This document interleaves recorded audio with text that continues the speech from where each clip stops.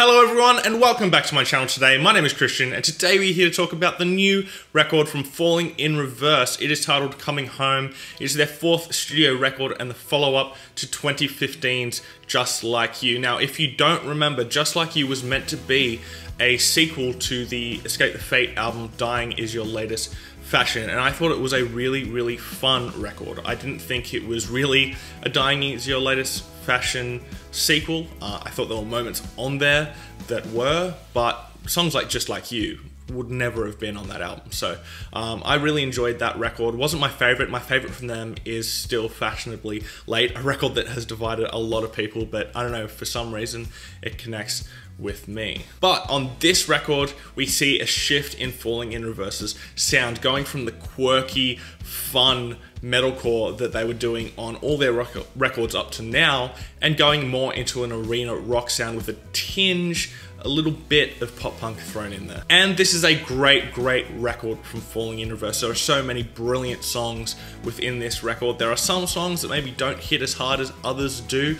but when this album hits hard, it hits really hard. So let's get into it. The first thing that we should obviously talk about on this record is the shift in sound. There are songs that are a bit more reminiscent of the old Falling in Reverse sound. The song would be Hanging On is a very good example of that. But for the most part on this record, they are experimenting with a new sound. And the best way that I can probably describe that sound is it's as if they wrote a pop punk record with that modern flavor to it, but then they made it sound as if it was being played in front of 1 million people. There are songs that are just straight up arena rock anthems, songs like Coming Home and Broken, but then you get those more pop punk leaning songs like Fuck You and All Your Friends and Superhero. And for the most part, this new sound works perfectly for Falling in Reverse. And the obvious thing that makes this new sound work perfectly for Falling in Reverse is the great use of melody on this record. There are some absolutely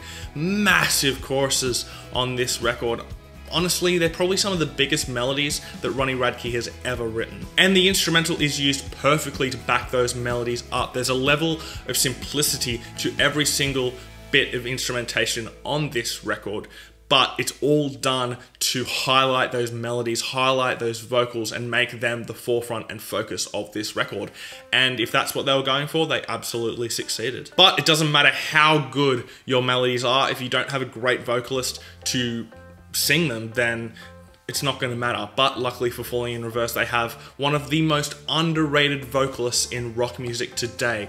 Ronnie Radke has such a unique voice. It is so versatile. He can sing basically anything, and he shows that on this record. You get more straight up, cleanly sung songs like Superhero, but then you get these massive choruses where you hear Ronnie's voice break and just his emotion punch through on songs like Broken. Ronnie has this really unique way of just getting across every single bit of emotion he wants to get across whenever he opens his mouth to sing, and he even gets really aggressive on songs like Fuck You and All Your Friends. However, vocally, this isn't a perfect record for Ronnie Radke. There are moments that just don't work as well as others. For the most part, the melodies on this record are written perfectly, but then you get to a song like I Hate Everyone, and it just is nowhere near as strong as all the other melodies on the record.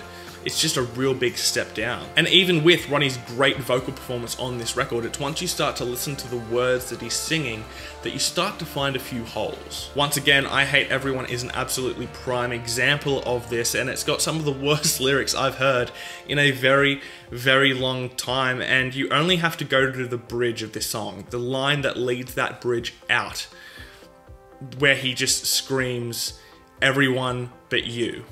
And if you don't cringe in that moment, then maybe you like that style of music, but every time I hear it, I go, oh, that wasn't too great. It's not all bad in terms of lyricism, though. There are a few really great moments. The favorite moment for me, probably vocally throughout the entire record, is on the song I'm Bad at Life, where he sings, "Trace the line on my tattoos."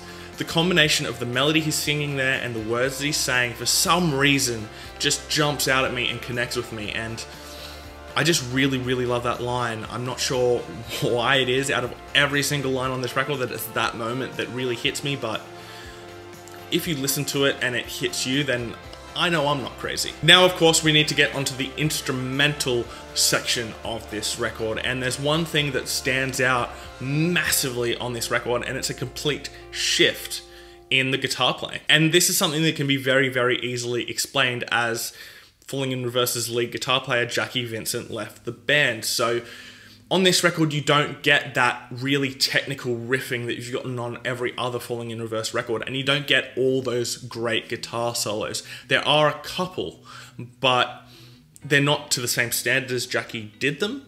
But for the style of this record and what this record wants to be, I really don't think that Jackie Vincent's style of guitar playing would have fit. So it's not really something that I miss while I'm listening to the record. It's just something that I notice going back and listening to the old Falling in Reverse stuff. All of the instrumentation on this record is really just there to service the vocals, as I said earlier on in the review. And if that's what they were going for, and it sounds like it was what they were going for, then they absolutely succeeded in doing it. Finally, we have to talk about the production job on this record, and Coming Home sees Falling in Reverse go back to working with Michael Basquiat. And Michael Basquiat is someone who has worked with a whole range of bands in his career, from Trivium to Alter Bridge to being the one who produced Dying Is the Latest Fashion by Escape the Fate, and of course he's worked on every single Falling in Reverse record that has come out so far.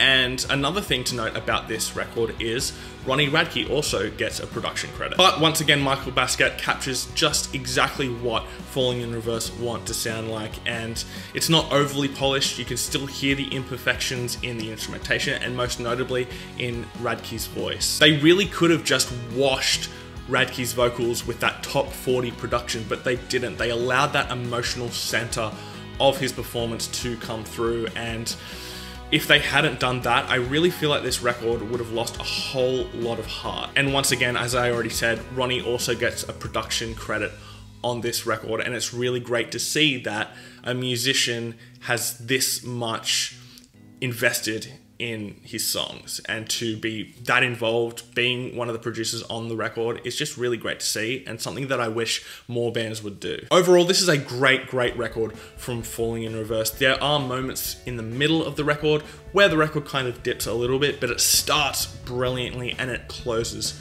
brilliantly. Falling in Reverse fans are going to absolutely love this record if they can get past the new stylistic shift. But people who have never really given Falling in Reverse a chance or didn't like their old stuff, I really feel like if they listen to this record, they'll hear something new and they may become a fan. My top 3 tracks are going to be Broken, Superhero, and The Departure, and I'm going to give this record a 3.5 out of 5. Anyway, what did you guys think about the record? Let me know your thoughts and opinions down below in the comment section. Did you like the record? Did you not like the record? Let me know down below. We're here to have a conversation about music, so let's do that. But if you're just going to fill up the comment section with hate and insults, just know I'm going to read your comments and laugh at how pathetic your life is. Anyway, thanks for watching my video today, guys. Please hit subscribe down below, and I will see you next time. Fresh Currents.